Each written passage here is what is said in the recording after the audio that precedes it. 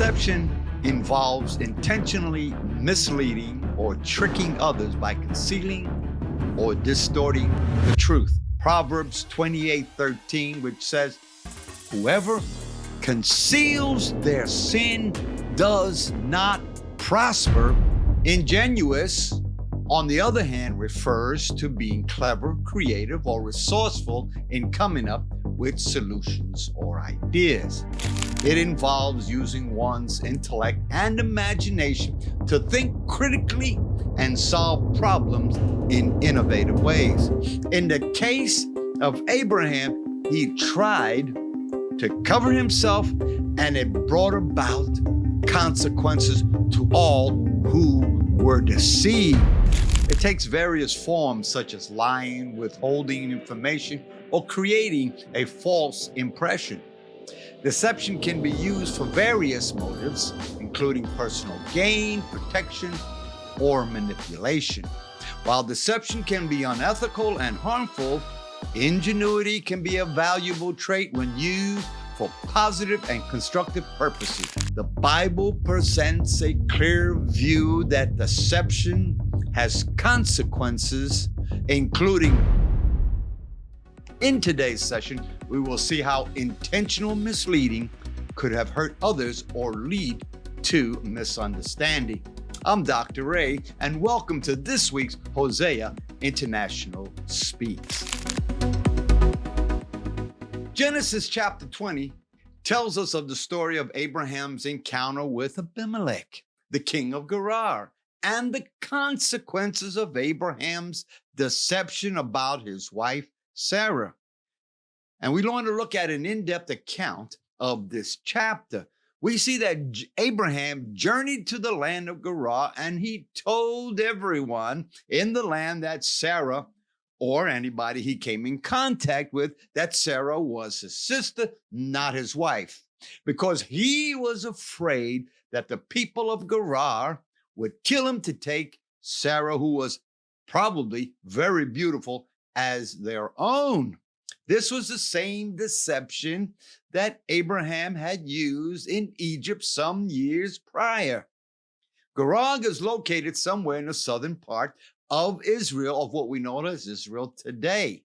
God had appeared to Abimelech in a dream and warned him that he was as good as dead because he had taken Sarah, who was another man's wife.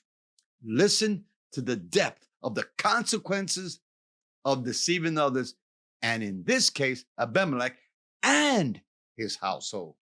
Not only would he die, but his whole household would die also if he refused to return Sarah to Abraham. This was due to the covenant probably that Yahweh and Abraham made when he was back at Mamre. Abimelech, unaware that Sarah was Abraham's wife, pleaded his innocence before Yahweh, stating that he had taken her in good faith. Yahweh acknowledged Abimelech's integrity and instructed him to return Sarah to her husband, Abraham, and for Abraham to pray for him so that he and his household would be spared. Abimelech didn't waste any time. He rose up early the next morning and immediately returned Sarah, and he then confronted Abraham about his deception, asking why he had lied about Sarah being his sister. Abraham offered an explanation, saying that he thought there was no fear of Yahweh in the land of Gerar, and that he had lied to protect his own life.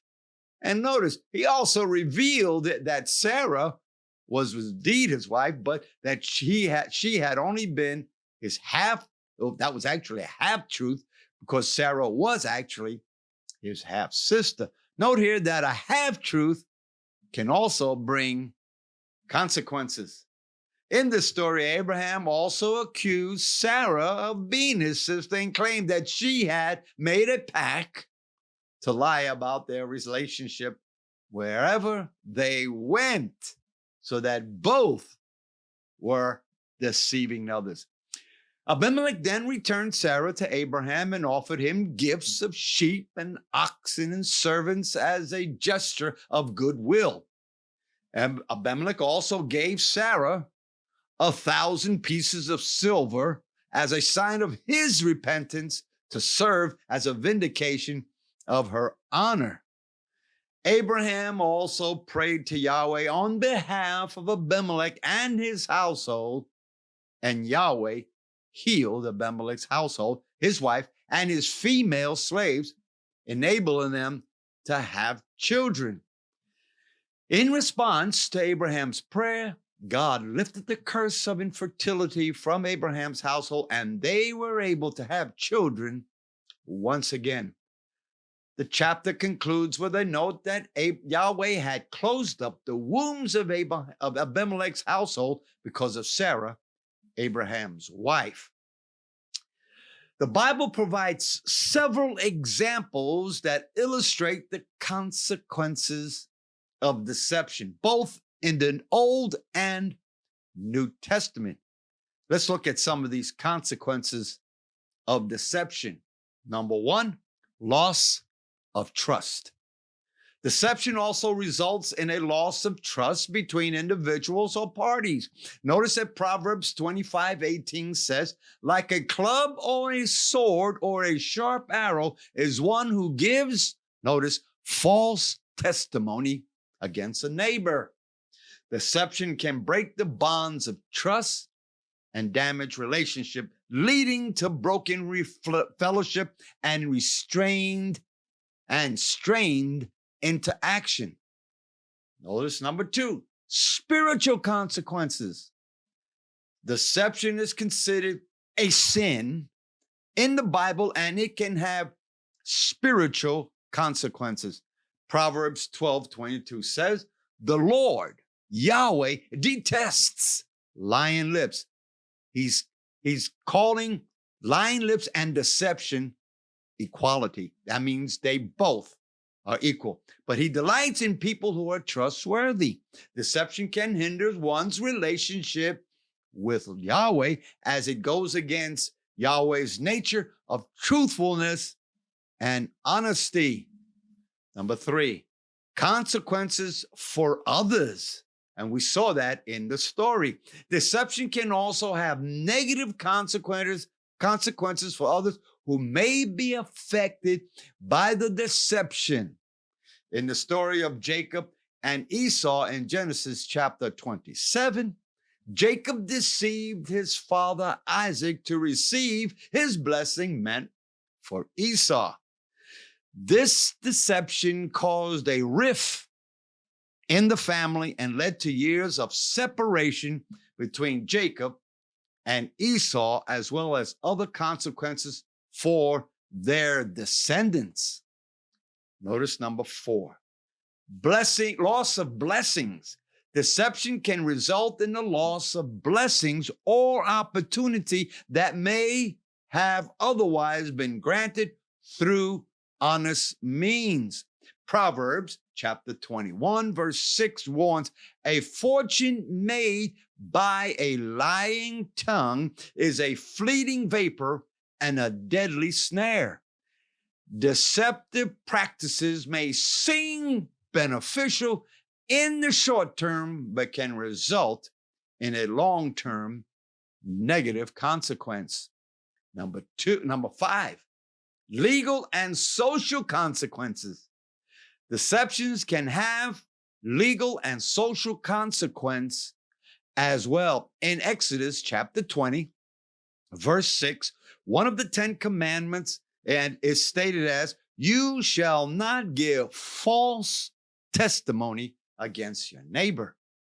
Deceptive practices can result in legal action, social repercussions, and damage to one's reputation. Notice number 6, the need for repentance and reconciliation. The Bible teaches that repentance and reconciliation are necessary when deception has caused harm. Notice Proverbs 28:13, which says, whoever conceals their sin does not prosper, but the one who confesses and renounces them finds mercy. Repentance, confession, and seeking forgiveness from Yahweh and others involved are essential steps in addressing the consequences of deception. I want to look at that word conceal, which we just found in Proverbs. It means to properly plump, to fill a hollow, by implication, notice, to cover or clothe or secrecy. Clad, self, clothed. Conceal or cover one or over or hide.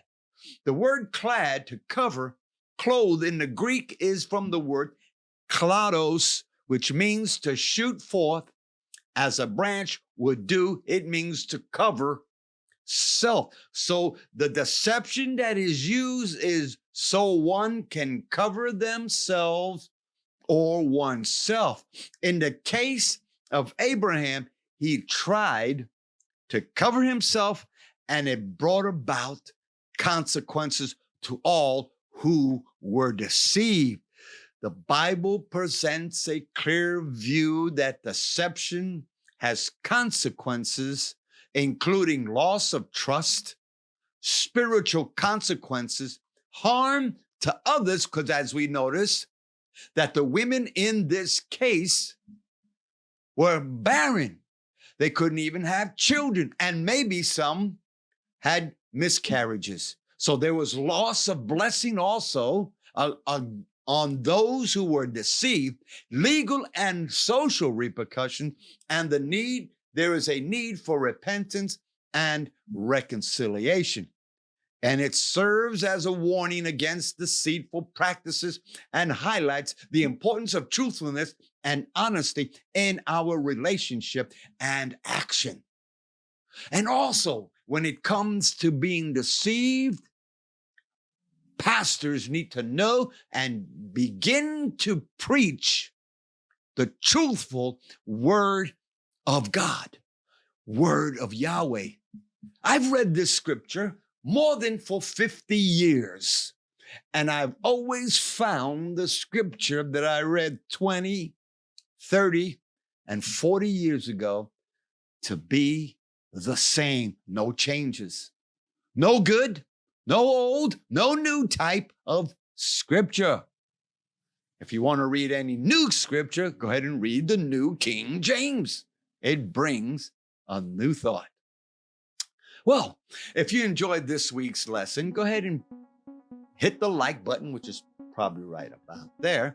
And if you wish to be informed when the next time we go live, go ahead and subscribe to our, right here to Hosea International INT Speaks. And if you still wish to give to this, you can go ahead and sign up with Venmo, or you can take your camera and you can scan the QR code, which is right there to my left, your right.